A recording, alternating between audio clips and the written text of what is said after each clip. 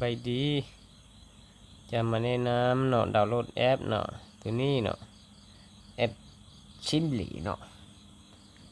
ก่อนอื่นเราก็ต้องเข้าไปที่ Play Store เนาะ Play Store เนาะ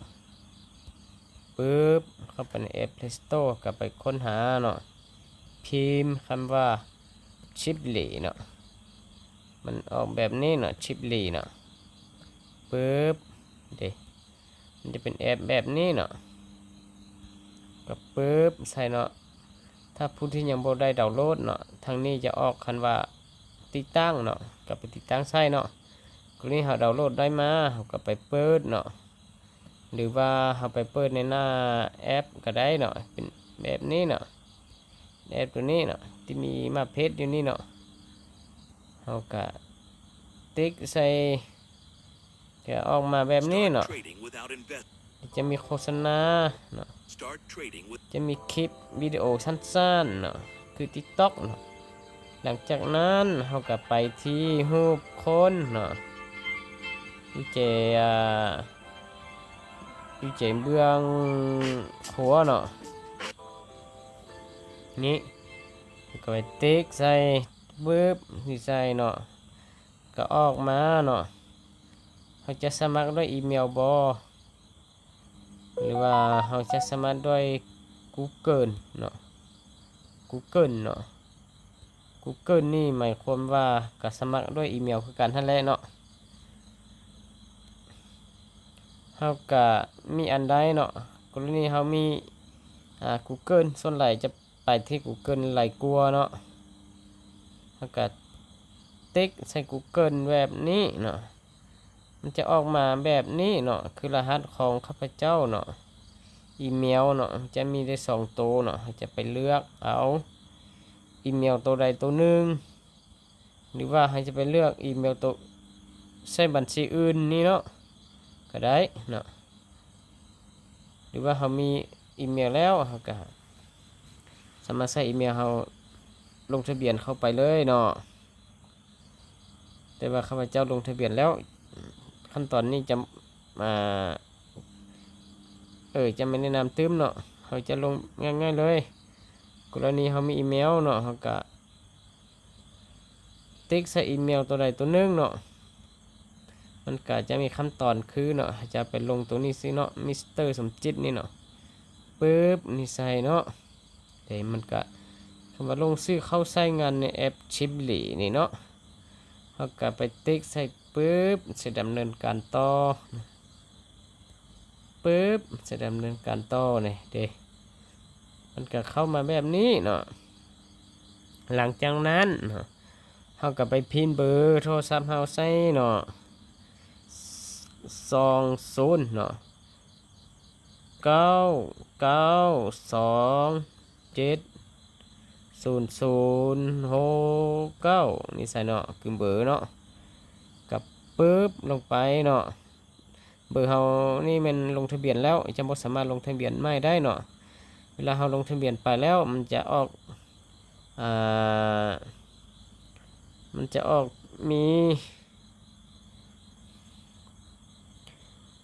รหัส OTP เนาะ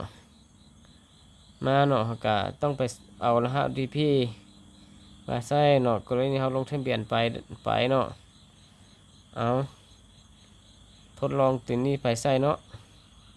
ทดลองเอาเบอร์ตัวหนึ่งใส่3ทางไทยนี่เนาะปึ๊บนี่ไปเนาะมันจะไปใส่วันเดือนปีเกิดเนาะปีเกิดเนาะก็ไปใส่วันเดือนปีเกิดของเฮาใส่เนาะไปป้อนใส่แล้วเนาะวันที่1เนาะเดือน1เนาะปี2001ใส่เนาะนี่ใส่เนาะปึ๊บนี่ใส่ต่อไปอีกเนาะแล้วก็มาเลือกเพศเนาะ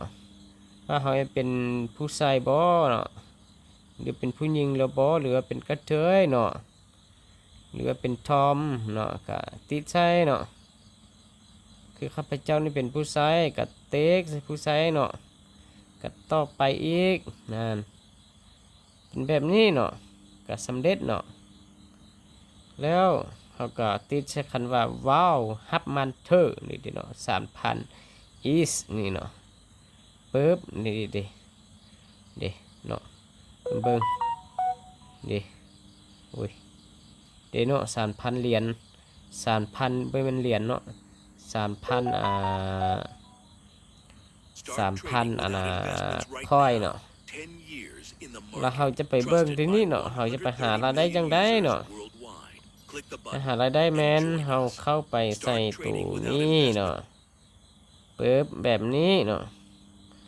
แล้วมันจะมีเวลาในการดูวิดีโอ5 นาทีเนาะตัวนี้เนาะวิดีโอในการดูวิดีโอ5 นาทีเนาะเบิ่งวิดีโอนั้นเนาะ5 นาทีเนาะรายรับในมื้อนี้เราสามารถสร้างรายรับได้ถึง $5.85 เนาะเวลาเราลงทะเบียนมาเราจะได้แว่นตาเนาะแพ็กเกจแว่นตาตัวนี้เนาะstarting เนาะตัวนี้เนาะจะได้รับแว่นตามาตัวนี้เนาะถ้ากรณีเราอยากสร้างรายได้เพิ่มเนาะเราก็ไปซื้อแว่นตาก็แบบเข้าใส่ตัวนี้เนาะรูปแว่นตาตัวนี้ปึ๊บพอใส่เนาะไป go to market เนาะ go to market เนาะเราก็ไปซื้อเนาะแว่นตาจะมีแต่ละแพ็กเกจเนาะ3,000ประมาณ$3.9เนาะ$12$20ไปจนฮอด$20อีกเนาะ$20อีกเนาะ$100เนาะจะมีหลายแพ็กเกจที่เราซื้อเนาะนะครับกับไปตัวนี้เนาะตัวนี้ก็เริ่มต้นด้วย$15 $20ไปฮอด$50เนาะก็ไปซื้อสเปกเซลนี่เนาะมันก็มีหลายแพ็กเกจให้เนาะแต่ยังนั้นเนาะก็มีคอยเนาะหลายแพ็กเกจอยู่นี่เนาะที่เราจะเลือกซื้อเนาะจะซื้อตัวใดก็ได้เนาะกรณีเราจะซื้อเนาะแต่เราแนะนำให้ซื้อก็ซื้อโตเนาะตามนี้เอาเนาะผู้ที่มีเงินจะซื้อเนาะบ่มีเงินจะซื้อก็เฮ็ดฟรีไปเนาะนี่ก็ไปเบิ่งวิดีโอเนาะเบิ่งวิดีโอมันจะออกเป็นกล้องมาแบบนี้กับแต่เอามือไปแตะๆใส่เนาะแตะเป็นแบบนี้ใส่ได้รับมา$2เนาะ$2แบบนี้นะเท่ากับปึ๊บเต็กใส่คันนี้ต่อเนาะดำเนินการต่อกับเต็ดใส่นี่กับเต็ดดำเนินการต่ออีกเห็นได้ 1.13 เลยละวันนี้เราไปเบิ่งว่าเรายังมีจักนาทีในการที่เราจะไปเบิ่งวิดีโอเนาะก็ตึ๊บใส่ผลได้รับหรือผลตอบแทนนี่เนาะติดใจนี่ปัจจุบันนี้เงินเราเนาะเราได้$2.64แล้วเนาะเวลาในการหัดสมยังอยู่ที่5 นาทีเนาะหมายความว่าเราสามารถเฮ็ดให้ได้$5ในมื้อนี้ก็ได้เนาะการที่เราจะหารายได้นั้นเราจะหาแบบใดเนาะเราก็มีแต่เข้าไปใส่ในแอปฟิกเนาะฟิกนี้เนาะก็ไปเข้าใส่ฟิกเนาะมีแต่เบิ่งวิดีโอสั้นๆเขาเจ้าไปเนาะแล้วเราก็ไปกดไลค์ใส่บางทีเราก็ไปกดหัวใจใส่หรือว่ายกโป้ใส่หรือว่าเฮ็ดแบบใดก็ได้เนาะใส่ก็ส่งให้เขาเจ้าแน่เนาะเพื่อเป็นกำลังใจให้เขาเจ้าแด่นะก็ติดตามเขาเจ้าเอกเนาะเป็นเบิ้งแบบนี้ละนี่เบิ้งไปให้จนฮอดสิออกกล้องคือเก้าเนาะแล้วเราจะมาเบิ้งอีกว่าแอปตัวนี้เนาะมีรายได้จากสายหมายใจเฮาเนาะแอปตัวนี้ก็ได้รายได้ที่หมายใจให้เฮานั้นจากการที่โฆษณาเนาะเดี๋ยวเฮาเบิ่งคลิปนี้ไปจะเห็นมีโฆษณาเนาะเบิ่งคลิปในฟิกนี้ไปเนาะเดี๋ยวจะไม่เห็นมีโฆษณาคือใน YouTube นั่นแหละเนาะคือ YouTube หรือว่า Facebook นั่นแหละเนาะ TikTok นั่นแหละเนาะคือกันกับบรรดาแอปที่เฮาเคยเล่น พันมาได้เนาะเขาเบิ่งไปเบิ่งมามันสิเห็นมีน่ะมีโฆษณาขึ้นมาเนาะแล้วสปอนเซอร์ผู้ที่โฆษณานั้นจะจ่ายเงินในแอปเนาะแอปจะจ่ายให้เฮาคือ YouTube นั้นเนาะเนาะแบบนี้ก็ได้รับ$1คือไปตึมเอกได้เนาะก็ได้มา$3ละแป๊บเดียวได้$3เนาะ$3.6เนาะก็ต้องได้ลิ้นเบิ้งแบบนี้ไปจนว่าเห็นมีกล้องตัวนึงออกมาก็เอามือไปแตะใส่เนาะจากนี้เราก็สามารถสร้างวิดีโอเนาะลงวิดีโอใส่เนาะคือนี่เนาะเขาบ่มีวิดีโอเนาะผู้ที่มีวิดีโอเนาะก็เอาอันเนาะวิดีโอไปลงใส่จะเป็นคลิปสั้นๆคือ TikTok เนาะลงใส่เนาะแต่ข้าพเจ้าบ่มีแล้วก็บ่ได้ลงใส่เนาะเด้ปัจจุบันนี้เด้รายได้เฮา$3ละแป๊บเดียวนี่นะยัง3นาทีเนาะเฮาสิเบิ่งให้หมด3นาทีแล้วมันสิได้ส่ำใดเนาะเวลานี้เนาะถือว่าเวลาในการหัดสมเนาะหมดแล้วเนาะนี่เด้มันจะมี00นาทีเนาะรายได้ที่ได้เนาะจากการลิ้นแป๊บเดียวเนาะบ่ฮอด10ไป20นาทีเนาะได้$4.6เนาะอันนี้สิมาลองถอนให้เบิ่งว่าถอนได้อยู่บ่เนาะใส่ฟรีนี้เนาะก็บ่ฮู้ว่าสิถอนได้บ่เนาะพันมานี่ถอนได้อยู่แต่วันที่2ขึ้นมานี่เพิ่นว่าถอนบ่ได้ละใส่ฟรีนะต้องได้ซื้อเนาะแว่นตัวใดตัวหนึงเนาะก็ไปที่กระเป๋าเนาะเข้าไปที่กระเป๋าตังค์เนาะกระเป๋าตังค์เนาะตอนนี้มีลี่อยู่1.9ลี่เนาะตกเป็นเงินอยู่$46 วิธีถอนไปยังบัตรเนาะบัตรเฮา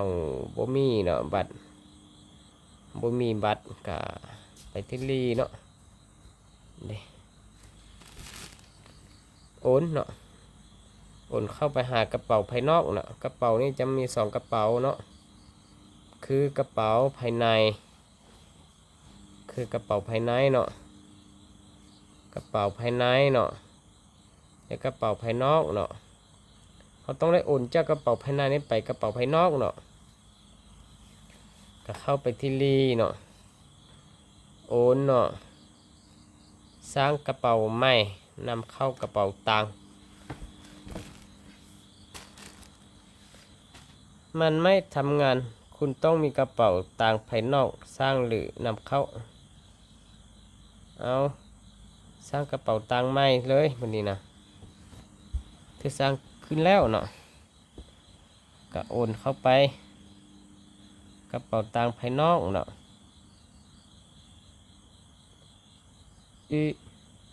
โอ้ตอนนี้เนาะเพื่อให้จะมีการปลดล็อกเนาะปลดล็อกเนาะเพื่อให้ถอนได้เนาะคุณต้องซื้อแว่นตาอะไรก็ได้ครับรีเพื่อของคุณทันทีเนาะการซื้อเนาะบ่ได้แล้วเนาะช่วงพันมานั่นแมนเราสามารถเฮ็ดฟรีได้แต่ช่วงนี้เพิ่นบ่ให้เฮ็ดฟรีละเนาะต้องได้ไปซื้อแว่นตาเนาะได้ไปซื้อแว่นตาก็คือเราต้องได้ไปซื้อแว่นตาอยู่นี่เนาะเด้ต้องได้ไปซื้อแว่นตา$3เนาะซื้อแว่นตา$3แล้วเขาจึงสามารถถอนได้เนาะคลิปนี้จะมาจบอยู่นี่ก่อนเนาะเอาคลิปหน้าเราจะมาหาเฮ็ดวิธีว่าเขาสิซื้อแพ็กเกจจังไดเนาะแล้วก็เขาสิถอนจังไดให้เบิ่งเนาะเอาก็มาต่ออีกเนาะคิดว่าสิจบคลิปเนาะแต่ว่าเดี๋ยวใดก็สิเฮ็ดต่อหน่อยนึงเนาะเรื่องการซื้อเนาะแล้วก็ติ๊กใส่ที่ซื้อเนาะซื้อแว่นตาเนาะ$3.9แล้วก็ไปกดที่ซื้อเนาะ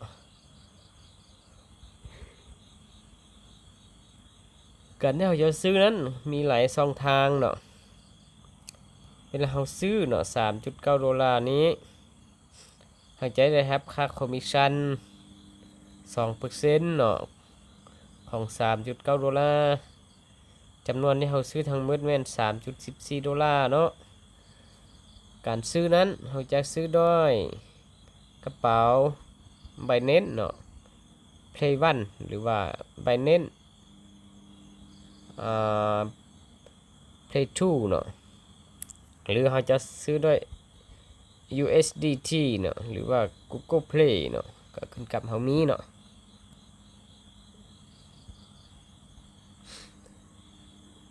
เฮาไปซื้อเนาะจำไปเน้นนี่ก็เฮาก็ติดใช้ไปเน้นนั้นเนาะหรือว่าเฮาจะซื้อด้วย USDT เฮาก็กดที่ซื้อเอาทกเข็นไว้เพียงพอเนาะทกเข็นเอา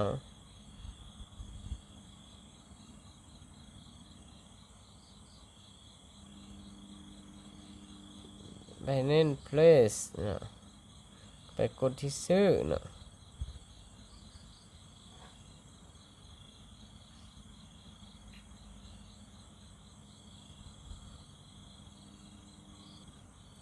หลังจากมันออกมาแบบนี้เราก็ไปติดที่Play Right Binance เนาะมันก็จะไปที่ Binance เนาะกระเป๋า Binance เลยเนาะที่กระเป๋า Binance เนาะปัจจุบันนี้เฮาเงินบ่เพียงพอสำหรับการซื้อเนาะ